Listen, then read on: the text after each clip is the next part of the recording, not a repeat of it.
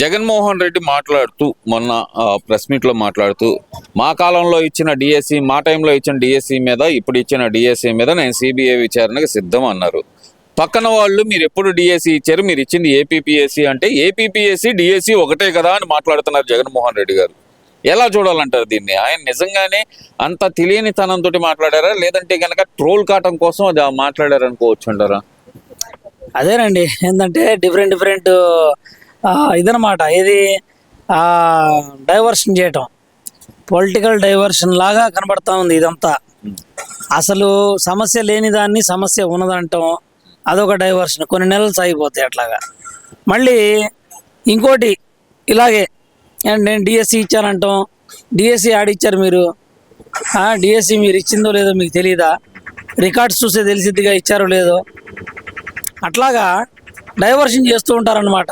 ఆ diversion politics బాగా నేర్చుకున్నారు. ఇక డైవర్షన్ పాలిటిక్స్ నేర్చుకొని జనాలను అందరిని డైవర్ట్ చేస్తూ ఉంటే పిచ్చోళ్ళు లెక్కన అందరూ డైవర్షన్కి వెళ్ళిపోతుంటారులే, మనం ఇక్కడ టైంపాస్ చేసేయచ్చు, ఈలోపు ఎలక్షన్లు వస్తాయి, ఏదో ఒక విధంగా మళ్ళీ మనం అధికారం చేజిక్కుకోవడానికి ఏదో ఒక అబద్ధాలు చెబితే జనాలు నమ్మేస్తారులే, మనల్ని మళ్ళీ ఇంకోసారి నమ్మకం మా మీద ఉంచి మళ్ళీ మాకు అవకాశం ఇస్తారులే అనే ఆలోచన కనబడతా ఉంది. కానీ ఇక్కడ ఏమి ప్రజా సమస్యలేం పట్ల ప్రజలకు ఏమన్నా మంచి చేయాలి, లేదా గవర్నమెంట్ చేస్తుందా లేదా, మనం ఏమన్నా వెళ్ళి అసెంబ్లీలో మాట్లాడాలి, ఏమన్నా ఉంటే సమస్యలు వినిపించాలి అనే ధోరణి అయితే ఎక్కడా కనబడట్లేదని నేను తెలియజేస్తున్నా. ఏపీపీఎస్సికి డిఎస్సికి తేడా తెలియకుండా 5 సంవత్సరాలు పరిపాలన చేశారు అనుకోవచ్చు అంటారా జగన్మోహన్ రెడ్డి గారు? తెలియకుండా ఎలా ఉంటుందండి? తెలిసే ఉంటుంది. ఏంటంటే డైవర్షన్ అని చెప్తున్నా కదా, అంతా తెలుసు. డైవర్షన్ పాలిటిక్స్ లాగా మాట్లాడుతూ ఉంటే అట్లా అది కొన్నాళ్ళు మీరు అన్నట్టుగా ట్రోల్ అవుతూ ఉంటుంది కొంత. ఇట్లాగనమాట. టైం పాస్ చేస్తే ఉపయోగం ఏముంది చెప్పండి? ఇప్పుడు రేపు ఎలక్షన్లు రాబోతున్నాయి అనుకోండి, స్థానిక సంస్థలు, అప్పుడన్నా తెలిసిద్దిగా ఈ ప్రభుత్వం ఎంత వేసింది, కూటమి ప్రభుత్వం లేదా, ఎవరు ఏంది, ఎన్ని మేయర్ స్థానాలు వాళ్ళకి వస్తాయి, లేదా ఎన్ని చైర్మన్లు అవుతారు వాళ్ళు, మున్సిపల్ చైర్మన్లు ఎన్ని అవుతారు, జెడ్పీ చైర్మన్లు, ఇవన్నీ కూడా రేపు రాబోతున్నాయి కదా. ఎంతో దూరంలో కూడా లేదు అని చెప్పి మనం మీడియా ద్వారా కూడా వింటూ ఉన్నాం. అది నోటిఫికేషన్ వచ్చేదాకా మనకు ఇది ఉండదు, మనం కరెక్ట్ చెప్పలేము. కాకపోతే నోటిఫికేషన్ త్వరలో ఉందనే మాట అందరికీ తెలుసు. కాబట్టి దాంట్లో అర్థమైంది కదా ఎవరేందనేది. మీరు అన్నట్టుగా ప్రజా వ్యతిరేకం ఉన్నా, లేకపోతే డిఎస్సి పట్ల వ్యతిరేకం ఉన్నా, లేకపోతే ఇంకోటి మీరు ఇన్ని రోజులు ఆరోపణలు, 2.5 ఏళ్ళు మీరు చేసిన ఆరోపణలు అన్నిటికీ తెరదించే సమయం దగ్గరలో ఉంది. డిఎస్సి మీద విచారణ, సిబిఐ విచారణ చేయాల్సిందే అని మాత్రం వైసీపీ వాళ్ళు పట్టుబడుతున్నారు. అసలు దాన్ని అసలు ఎలా చూడాలంటారు? మరి గతంలో ఆయన సిబిఐ కేసుల గురించి మాట్లాడితే కనుక జగన్మోహన్ రెడ్డి గారి మీద ఉన్న సిబిఐ కేసులు చూసుకోవచ్చు. గత 9-10 సంవత్సరాల నుంచి నడుస్తున్న వైఎస్ వివేకానంద రెడ్డి గారి సిబిఐ కేసు చూడొచ్చు. అలాగే ఇవన్నీ తీసుకోవడానికి ఏపీపీఎస్సి కేసు ఏదైతే కనుక సిట్టు విచారణలో 10,000 పేజీలతోటి అక్రమాలు జరిగినాయి, జగన్మోహన్ రెడ్డి గారు ఇచ్చిన దాంట్లో అక్రమాలు జరిగినాయి అని చెప్పి అది బయటకు వస్తుందేమో అని చెప్పి భయపడి సిబిఐ విచారణ కోరుతున్నారా? అదైతే కనుక డిలే అవుతుందిలే, దాన్ని అలా సాగదీయొచ్చు అనే ఆలోచనతోటి ఇవన్నీ కోరుతున్నారు అనుకోవచ్చు అంటారా?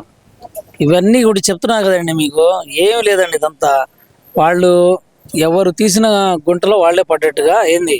వాళ్ళు ఏవైతే ఎలిగేషన్స్ చెప్తున్నారో బహుశా వాళ్ళ ప్రభుత్వంలో చేశారేమో అనిపిస్తా ఉంది ప్రజలకి. ఆ ధోరణి మొత్తం కనబడతా ఉంది ఇప్పుడంతా. ఎందుకంటే ఇంతవరకు ఎవరు ఏందనేది వాళ్ళ బాబాయ్ హత్య కేసులో ఎవరు ఇదవ్వాల, ఏమి విచారణ ఇంకా ఇదవుతూనే ఉంది. కాబట్టి ఇదే అని కాదు, వివిధ అంశాల్లో వాళ్ళకి అన్ని అనుమానాలే వస్తున్నాయంటే ఆ స్కామ్లు చేసిన వాళ్ళకే అనుమానాలు వస్తూ ఉంటాయి అన్నమాట అన్నట్టు కనబడతా ఉంది మాకు. అంతేగాని ఈ కూటమి ప్రభుత్వం బ్రహ్మాండంగా నడుపుతూ ఉంటే మీరు ఏదో ఒక రాయి విసిరేసి ఏదో ఒక ప్రజల్ని డీవియేషన్ చేద్దాం, ప్రజల్ని మనం వెంటనే పక్కదో పట్టిద్దామనే ధోరణితో మీరు వెళ్తూ ఉన్నారనేది ఇక్కడ క్లియర్గా అర్థమవుతూ ఉంది. ఎందుకంటే అభివృద్ధిని మీరు అడ్డుకోవడానికి ప్రయత్నాలు చేస్తున్నారు. ఉద్యోగాలు కల్పన వస్తుందంటే మీరు ముందుకు రావట్లేదు, ఎంకరేజ్ చేయట్లేదు. మీరు ఎంతసేపటికి డిఎస్సి ఎప్పుడు సంవత్సరం తర్వాత మొదలుపెట్టి డిఎస్సి అని చెప్పేసి దాని మీద మీరు ఈరోజు మాట్లాడుతూ ఉంటే మీరు అసలు మీ చిత్తశుద్ధి ఏందనేది ప్రజల సర్వీస్ పట్ల మీరు చిత్తశుద్ధి ఏందనేది ప్రజలకు అర్థమవుతా ఉందని చెప్పి నేను తెలియజేస్తున్నాను. అంటే ఎందుకని అంటారు? అసలు లేని టాపిక్ ని తీసుకొని ఆయన దాన్ని హైలైట్ చేయాలని చూడటం ఎంతవరకు కరెక్ట్ అంటారు? ఏమి లేదండి, ప్రస్తుతానికి ఏంటంటే వాళ్ళు ఎంతసేపటికి ఏంటంటే దీన్ని కొంతకాలాన్ని అట్లా టైం వేస్ట్ చేసుకుంటా వెళ్తూ ఉంటే ఈరోజు ఎలక్షన్లు వస్తాయి, మళ్ళీ ప్రజలందరూ మా వైపు వచ్చేస్తారులే, మమ్మల్ని నమ్ముతారు ప్రజలు, మళ్ళీ మరొకసారి అవకాశం ఇస్తారులే అనే ఆలోచన ఉందేమో అనుకుంటున్న వాళ్ళకి. ఈసారి అయితే ప్రజలు అలాంటి తప్పు చేయరు, ప్రజలు ఆ తప్పు చేయడానికి ఇష్టపడట్లేదు. ఒకసారి అవకాశం ఇచ్చారు, అవకాశం ఇస్తే ఎన్నో సంవత్సరాలు వెనకబడిపోయాం మనం అభివృద్ధిలో. ఈసారి అలాంటి ఛాన్స్ అయితే ఇవ్వరని చెప్పి నేను తెలియజేస్తున్నాను. ప్రతిపక్ష హోదా ఇవ్వటానికి మాకు ప్రతిపక్ష హోదా ఇస్తే గనక మేము ఎక్కడ ఆ కూటమి ప్రభుత్వంలో జరుగుతున్న అక్రమాలు బయట పెడతాము అని చెప్పి భయపడే మాకు ప్రతిపక్ష హోదా ఇవ్వట్లేదు అనేది జగన్మోహన్ రెడ్డి గారి వాదన. మరి దాన్ని ఎలా చూడాలి? వాళ్ళు వస్తే అసెంబ్లీకి వస్తే కదండి అర్థమయ్యేది. హోదా ఇస్తారా లేదా, మైకు ఇస్తారా లేదా, వాళ్ళు అక్కడ అటెండ్ అయితే కదా తెలిసేది వాళ్ళకి. ఆ అటెండ్ కాకుండా ఊరికనే వాళ్ళు ఇష్టం వచ్చినట్టు వాళ్ళే ఊహించుకుంటా 11 సీట్లు ఉన్నాయి కదా మాకు అని వాళ్ళే ఊహించుకుంటా, వాళ్ళే దీని గురించి చేసుకుంటా ఉంటే ఇంకేం చెప్తాను చెప్పండి వాళ్ళకి. వాళ్ళు ఒక అడుగు ముందుకు వేస్తే కదా తెలిసేది. అసెంబ్లీలో మైక్ ఇస్తారా లేదా, అసెంబ్లీలో ప్రతిపక్ష హోదా ఇస్తారా లేదా, రాండి మీరే సమయం ఇస్తామని చెప్పి స్పీకర్ గారు కూడా ప్రకటించిన తర్వాత జగన్మోహన్ రెడ్డి గారు అసలు వెనకడిగేయడానికి ప్రధాన కారణం ఏంటనుకోవచ్చు? అసలు అసెంబ్లీలో రానోళ్ళకండి ఎమ్మెల్యేలుగా వాళ్ళు నిలబడటమే దండగా.